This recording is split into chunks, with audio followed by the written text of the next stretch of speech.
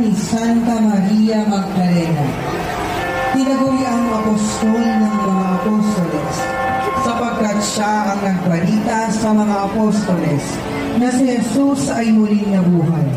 Kaya si Maria Magdalena ay pumunta sa mga alagad at sinabi sa kanila, "Nakita ko ang Panginoon." Hindi iniwan ni Maria si Jesus sa magpapakasakit nito sa krus. Naroon din ang maraming babae na nakatanaw sa malayo. Sila ay sumunod kay Jesus mula sa Galilea at naglingkod sa Kanya. Kabilang sa kanila si Maria Magdalena. Ang imaheng ito ay nasa pangangalaga ng Diaz family. Santa Maria Magdalena,